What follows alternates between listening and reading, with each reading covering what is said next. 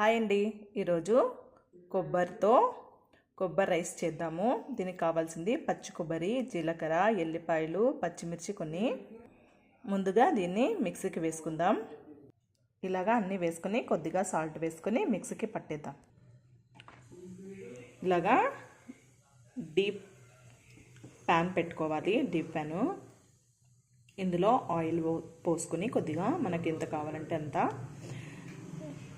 Oil వేడైన తర్వాత oil వేడైందండి. ఇప్పుడు ఇలాగా పోపు దినుసులన్నీ పెట్టేసుకున్నాను. ఇవన్నీ ఆయిల్లో వేద్దాం.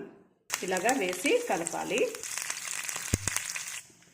ఇలాగా మిక్సీకి వేసుకున్నాం కదండి. ఈ మిక్సీకి వేసుకున్నది మనం చట్నీలా కూడా యూజ్ చేసుకోవచ్చు. ఇందులో కొద్దిగా పోపు వేసేస్తే కొబ్బరి చట్నీ అవుతుంది. ఇప్పుడు అంతా బాగా ఫ్రై అయిందండి. ఇప్పుడు మనం మిక్సీకి వేసుకున్న పేస్ట్ని అంతా ఇందులో వేసిద్దాం. ఇప్పుడు కొద్దిగా కలిపేద్దాం.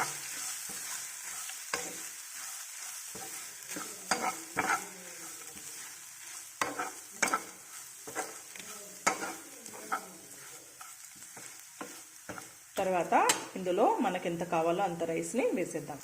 ఇలాగా రైస్ వేసాను. ఇప్పుడు కలిపేద్దామండి ఇదంతా.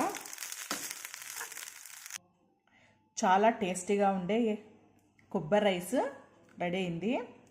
సూపర్గా ఉంటుంది. మీరు కూడా ఇలాగే కొబ్బరి రైస్ చేసుకోండి. సూపర్గా ఉంది. ప్లీజ్ సబ్స్క్రైబ్ చేయండి. దీనిపైన వచ్చేసి నేను ఎండు ద్రాక్ష వేస్తున్నాను. చాలా బాగుంటాయి. మీరు ట్రై చేయండి. కామెంట్స్ పెట్టండి, షేర్ చేయండి, లైక్ చేయండి.